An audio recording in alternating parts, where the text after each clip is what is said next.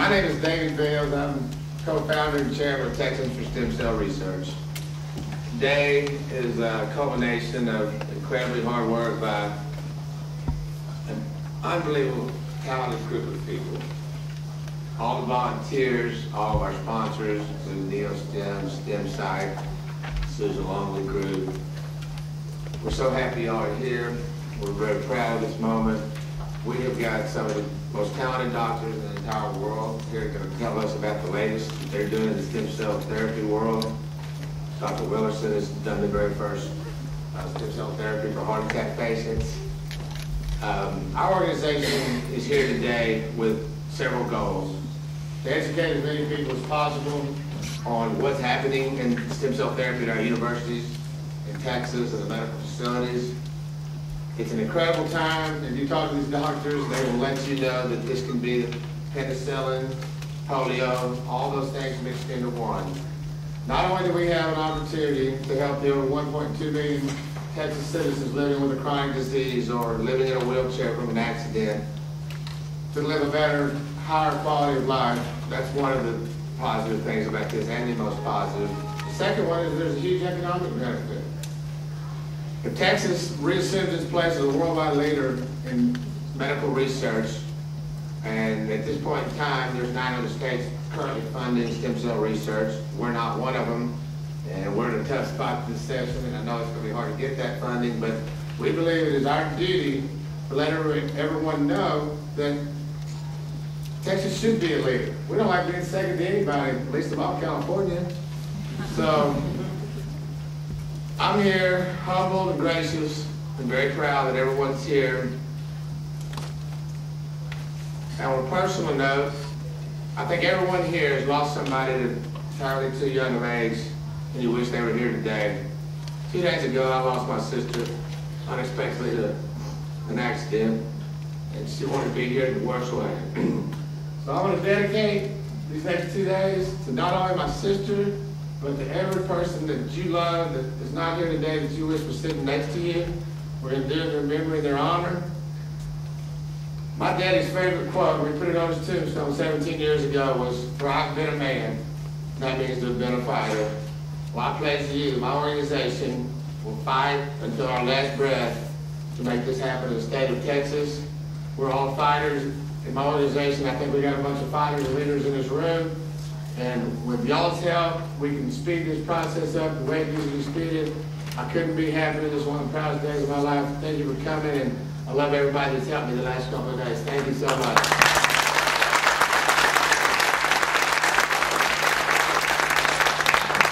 I now have the distinct pleasure of inviting my senator, and as I've said before, I've been around the Capitol for a long, long time, and his ego is not near as big as most of the big heads that are over there at the Capitol.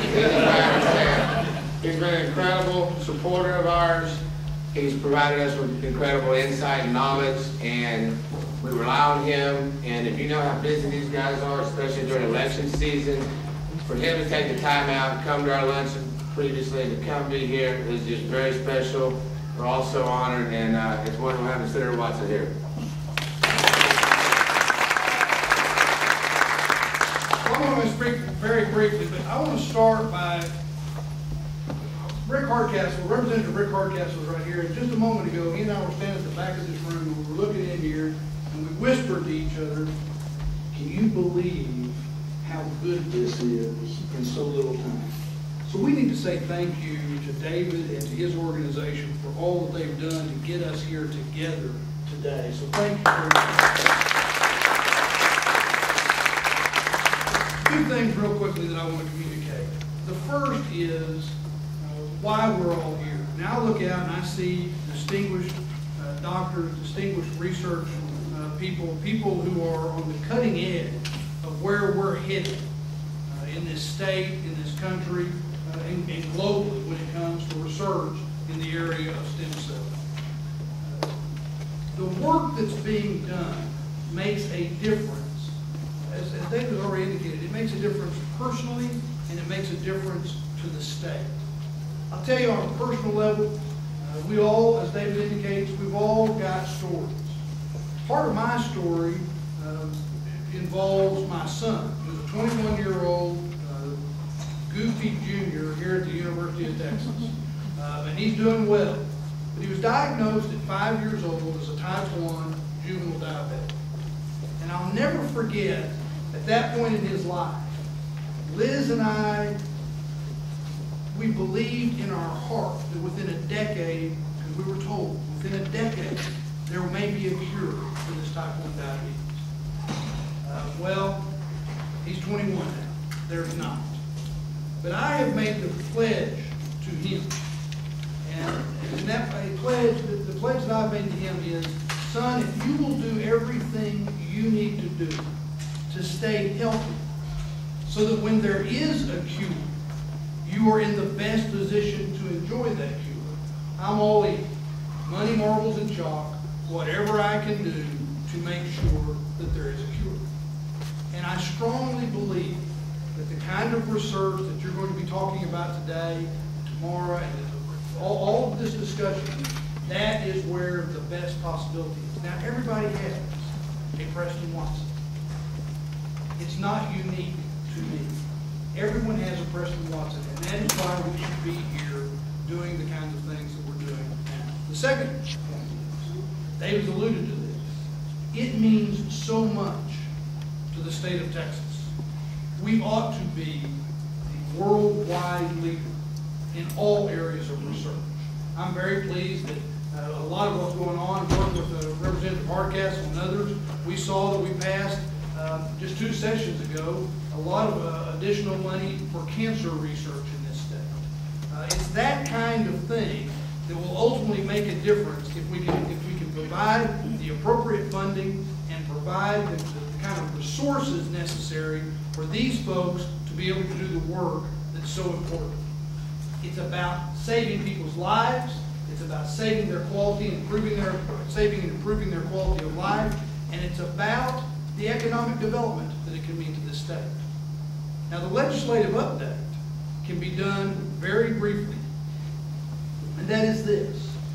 We are facing in this legislative session, depending upon who you talk to, somewhere between $10 billion and maybe in excess of $21 billion in a shortfall, a budget shortfall. It's historic. It's almost difficult to comprehend. It's going to be a very difficult session. It's going to be a session that involves a lot of people looking in a variety of different ways about how we deal with that shortfall. In my view, what we have to dedicate ourselves to in this room is dealing with our budgeting process in a responsible and appropriate way. And that includes making sure that we are not neglecting the future of the people of this state. It means being willing to deal with our budget issues in a way that invests in the future infrastructure of this state, including the health infrastructure of this state, but also in the people of this state that will benefit from that sort of research.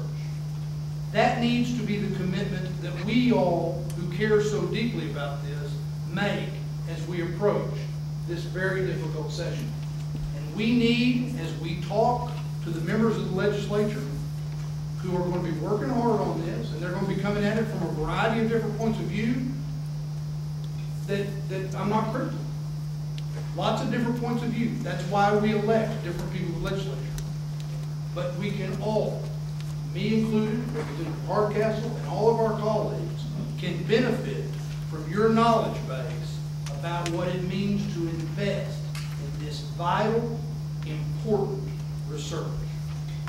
God bless all of you. Thank you for what you mean to the state of Texas, but also what you mean to that one person whose quality of life or life itself benefits from the work you're doing.